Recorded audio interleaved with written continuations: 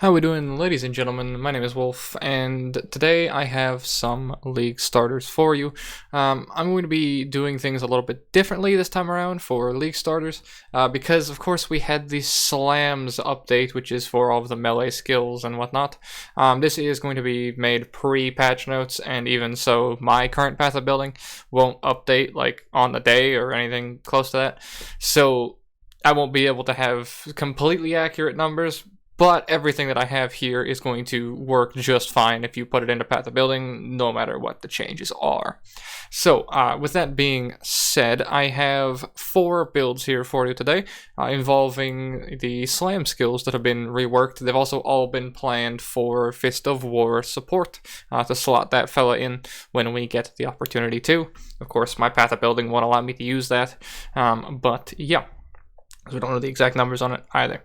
So, with that being said, I'm going to give you a quick rundown of all of these builds, and there's going to be a separate video diving into each League starter, going the whole 9, looking through pretty much everything. So I'm going to give you the fast once over, and you can see if you're interested in the idea, and as a result I can hopefully keep this down to about 10 minutes because some of my League starter stuff gets a little bit up there and I want to try and keep it a little bit quicker for you. But yeah, so I have a Earthquake character, a Ground Slam character, a Ice Crash character, and a Tectonic Slam character. You'll see they're all Berserkers. You can tune it to whatever you want. If you want to play Juggernaut, it's pretty much the same. You can get tankier, but you will lose a lot of damage because Rage is really good. Unless you want to get Rage from an outside source to get bonus damage, you can do that too. But after the Berserker changes and reworks, they're a lot better. Now, if you want to play Duelist, feel free to do that as well. We go down to the Duelist areas quite often in most melee builds. So if you play Duelist, you just have to change maybe 1 or 2 nodes that connect, and the build's Duelist. It's how Path of Exile works. It's not that hard. But starting from top to bottom, we are going to go for my Earthquake Berserker. Now, these characters are planned generally for maps as opposed to bossing. A lot of these builds are based on big AoE, and of course the motto of the Slam update, which is hit hard, hit once.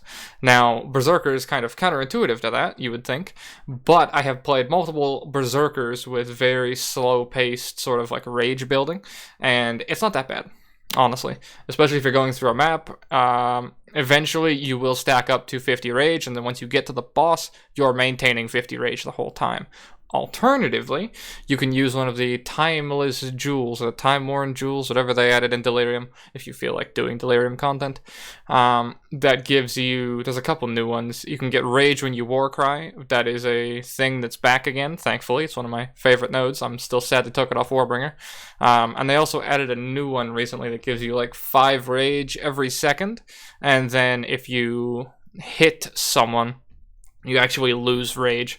Let's see if I can find that very quickly for you. Should just be on here. The wonders of internet speed. Where's this fella? Chainbreaker is what it's called. Let me grab that for you. You regenerate 3 rage per second, increases and reductions to mana regen rate. Instead apply to rage regen rate.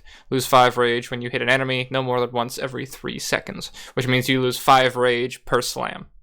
It's the best way to put it. Because if you hit everything at once, the timer doesn't go off multiple times. So that is another way to make characters like these a little bit easier if you find you're not a big fan of the playstyle of building rage throughout the map as you go, then reaching the boss on full rage and beating the shit out of them. You could also use Berserk in all of these to beat the shit out of the boss. That much better, but it's a short window of damage for all the building you've done. Alright, skill tree wise, most of them will generally be the same. We're going to go Resolute Technique. We're going to probably go Maces quite a bit. You can use whatever weapon type you find to be the best. Generally, I find Axes are quite good as well. But if we're going for AoE stuff with most of the builds, going for AoE as much as possible with Pulverize, Fist of War, and all that sort of stuff. Maces give you that bonus, as well as constant stuns, which is very good for bossing and AoE packs, just in general. So, skill tree to start off, we grab Butchery, grab our basic life nodes, then you can go one of two ways. You can come down to get instant war cries, if you want to take that route, and then grab Golem's Blood for life regeneration, percent life regen, obviously.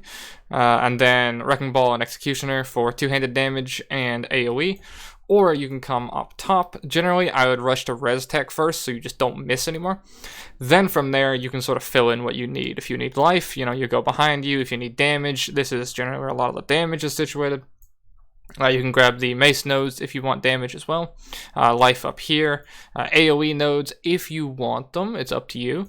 As well as jewel sockets. If you want to take more jewels, feel free. I leave the build open to about 2 to 3 slots. So you'll see it is done up very highly. But if you knock out the jewels, you can get it down to like 91 quite easily.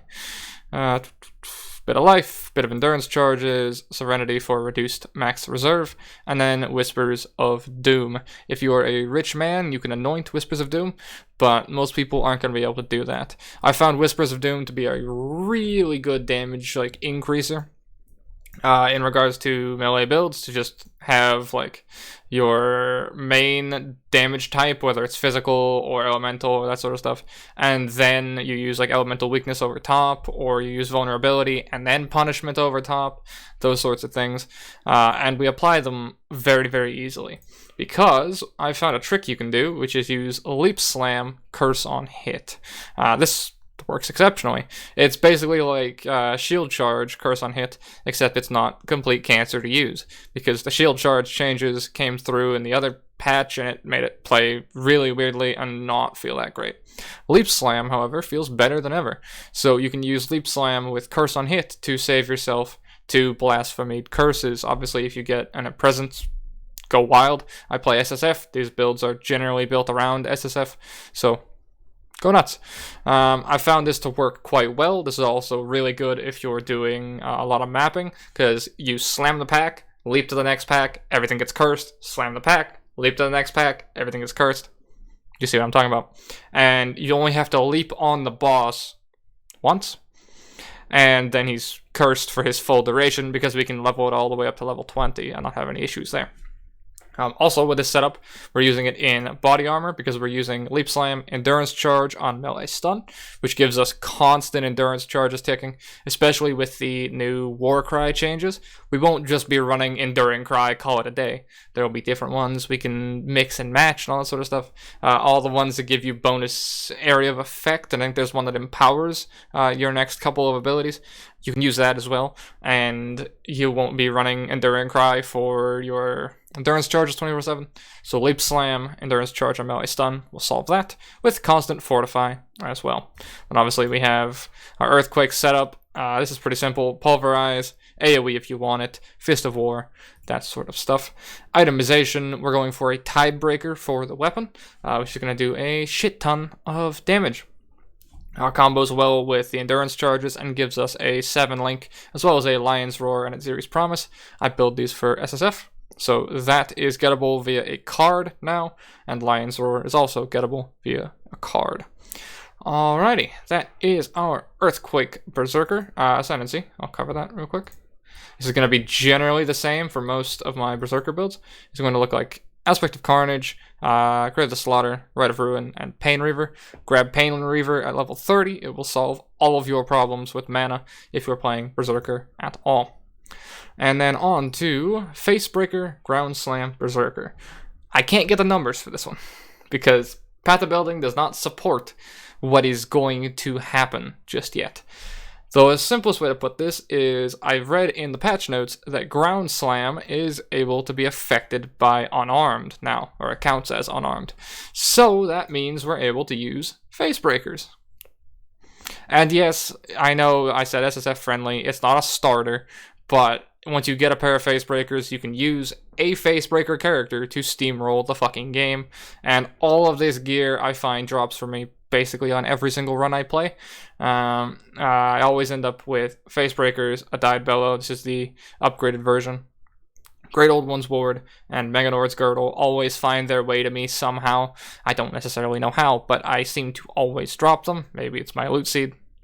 Kick W, you know. Pair of Steel Rings, simple enough. And then Rapid Expansion. If this is going to be your second character, I would recommend grabbing a Rapid Expansion on your first character in Act 5. And then on your second character, grab another one. And then you rush Jewel Sockets while leveling, pop both these fellas in, and your Ground Slam will cover like half the screen. It's really good. Combine that with Fist of War, with Pulverize, with AoEs, you see what I'm kind of getting at here. Simple enough, effective enough. Don't know the exact damage numbers. Also, you don't need to get a weapon. You don't need to worry about any of that sort of stuff. You just need Face Breakers and a Fizz to attack shield. Oh, talking fast is it really does the end. You want added Fizz to attacks pretty much everywhere. That's why these uniques are the required uniques pretty much, and the Steel Rings are the options there. Skill tree, simple enough, basically the same as before. I will of course cover this in the deep dive on every single League starter. And Ascendancy is the exact same. Skill setup leaves open room for Fist of War, which will slot in there quite nicely. If you see something 5 linked, it's because I left open a spot, assuming Fist of War. Alrighty, and then we have Ice Crash Berserker. Those of you who've seen the new Ice Crash changes that make it look really fucking cool. Yeah, this is a character I am looking forward to playing. I might actually use this as a League starter, potentially, because my Molten Striker did get changed slightly. Wildfire's a little different now. So I'm considering playing this one myself. I also don't know how the math calculates entirely on this, because it's either like 3 million DPS, or it's, you know, 2.8, 2.5, 2.2. So then at that point, we're at 9 million DPS on this character. Now, I'm not entirely sure if it hits with all 3 on the same target, because if so, that's 9 million DPS on a boss, which is pretty fucking good. But yeah, so let me know in the comments how this actually calculates, because I'm not sure. If it's better than I think it is, you know, props to me, well done. But yeah, Ice Crash, simple enough setup. Fist of War in here, obviously, if we're looking to do that. You can augment this with AoE as well, just drop Concentrated Effect, go for AoE stuff, change your, where is it? Change your stance to Sand Stance, you know, go for the full AoE bargain. If you want to go Juggernaut, feel free to as well. Pick up Unflinching, Unyielding, Unrelenting, you know, that sort of stuff. Cannot be stunned from Unstoppable here. You're going to want to alternatively pop down for Unwavering Stance to get the Cannot Be Stunned. And yeah, the only difference to the Ascendancy or the tree in this character is we don't go Pain Reaver. Instead, we go Warbringer, which gives us recover life and mana when you use a Warcry. If you Warcry recently, you deal potentially double damage, there's a chance for that, and have increased attack speed, which is really nice. Combined with instant Warcry, so you don't have to do an animation, you can't get animation locked, that sort of stuff. And then we grab our Life and Mana Leech node, which will solve your mana problems. And since we're using an ice skill, we need to convert it to ice, which is a lot more difficult to do right now as a Marauder, for example, because we need to go to the Ranger side of things to pick up physical damage converted to cold, and then physical damage converted to cold. Combine that with a pair of Frim Burns or Frim Sorrows, which I also find drop quite often. You will be able to get 100% conversion on Ice Crash. Alternatively, you'll be at like 90-something%, which means physical can just sort of one-shot you. But, you know, I want to get around the Reflect packs and that sort of stuff. For a weapon, we're using a Debion's Dirge. If you can roll a really good two-hander, then that's also going to work. But this is a nice little interaction I found a while ago that gives you a ton of damage for a weapon that a lot of people throw away, I find. This also drops for me relatively often as well. It gives you added cold damage, increased movement speed if you used a Warcry recently, increased elemental damage if you used a Warcry recently, and your Warcries knock back, which is just really nice. right? We're going to be war crying constantly with this sort of build. With the new war cry changes, this gets even cooler. And you're just getting a ton of bonus damage, and your war cries become not only like defensive keybinds, but damage boosters as well. Combined with the Warbringer, we are war crying for 150% elemental damage, 15% movement speed, 25% max life and mana, which is insanely nuts. Might actually make it so we don't even need the leech here. I'll have to see. It's been a long time since I played with Warbringer, but this can solve a lot of mana problems as well. Could alternatively go for Words of Glory to make war cries free. Another option, if you want to look into that. But yeah, those of you wanting to experiment with the new war cries and slams and want the whole experience of the updates, I suppose, this is my recommended build for that. And yeah, I believe that was pretty much everything, right? Lion's Roar at Zeri's Promise. You can get this through a card. You can do it Zeri pretty easily, at least I found. Anyways, skill setup, simple enough. And yeah, on to Tectonic Slam Berserker. Now this is using a Tiebreaker, I still don't know how to say that. That necklace, the upgraded version of it. The other one's like level 4 or something. You Prophecy upgrade it and you get increased fire damage. I find the base one drops pretty easy. So you can find this by just doing the upgrade. Lion's Roar, talked about that. And Tiebreaker, talked about that as well. Tiebreaker is also really good because it gives you potential of 7 link. Because it gives you socketed gems are supported by level 20 endurance charge on melee stun, which is really nice. But what we're going for is increased physical damage per endurance charge. Now Tectonic Slam utilizes endurance charges. It's changing a bit if you've read the patch notes. For every 3rd slam consumes an endurance charge, which is not going to take that many charges. Alright, simple enough. But that also means it works really well with Ruthless. You can synergize that quite well as well. Obviously, you can change and sort out the links whatever way you would like, but considering my path to building is not updated, that sort of stuff isn't going to synergize as well, because it's not here. You see what I mean? Also, you want to run Fist of War, as I talked about before, just to make the slams that much bigger, have that much more like cracks in the ground and whatnot. It's kind of weird how it works, but it looks really cool. This is one of the other characters I'm considering actually playing. Obviously, we'll have Herald of Ash explosions as well, which makes it even more satisfying to kill an entire giant pack with a 1 Tectonic Slam, especially like a charged one or an empowered one.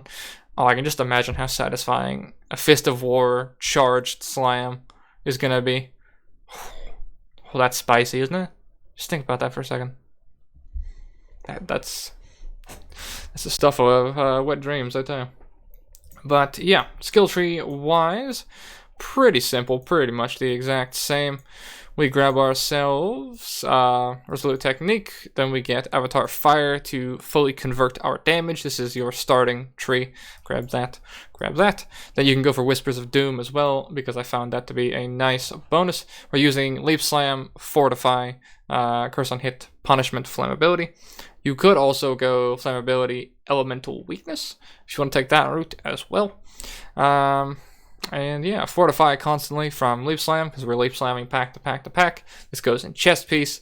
You want to make sure your main damage setup's always in the weapon, so that Tiebreaker gives it 7 link. Simple enough. Makes it so that you're actually generating endurance charges off of Tectonic Slam as well, so it consumes a charge, then it generates a charge, and it consumes a charge. Yeah, you get the gist of it. Ascendancy is same as before, simple enough. And yeah, skill tree notes, we're going to want, is it this one? No, it's this one. Damage penetrates 5% elemental resistances. Make sure to go to the bottom one as well for penetrates elemental resistances. And you want to get Galvanic Hammer for 5% more penetration of LE resistances, because this goes through bosses, this goes through, I think, resist cap as well on like mobs and whatnot. So you're going to want that, I would recommend. You could also run, I don't know if it's in here, but you can run a Wave of Conviction as well if you want to do that for bosses, if you're looking to do high-end stuff. And yeah, if you're wondering about the low HP pool, obviously there's no gear on it if everything has plus max life, etc., etc. it'll be better and a lot higher HP. Battle Cry, Wrecking Ball, take the AoE stuff if you want it. Disciple the Unyielding for endurance charge on kill, plus minimum endurance charges. No, that doesn't interact the way you think it does. Unwavering Stance, I've forgotten to grab that for whatever reason, but you know, just drop out a jewel here and there if need be. And yeah, I think that's pretty much it. Holy Dominion, if you are SSF, because this is a really good node, 12% all res makes your life a lot easier for gearing a character just across the board. Same with Diamond Skin, you can actually stack both for just 24% resist if you find you have issues res capping in solo self-found. Alright, and that was a little bit longer than I expected it to be, but 20 minutes isn't too bad. That is 4 slam-based League starters. For those of you who enjoy the melee playstyle, let me know if you're going to be playing any of these, or if any of them have sparked your sort of creative interest, because I know a lot of people will like look at a build and then think, okay, what if I did that, but I did like a couple things different, or I changed one thing, or what if I did this? I know I've done that personally. I've taken other people's builds and, you know, mix and matched certain different things in. So let me know if it sparks your creativity, or let me know what you are going to be League starting as. Considering you're watching this video, I assume you're probably still undecided, but if you find out, do feel free to come back and let me know. That's going to be all from me. Path of Buildings should be in the description, unless I am a fucking melon. And yeah, thank you guys very much for watching, and as always, take care, gentlemen.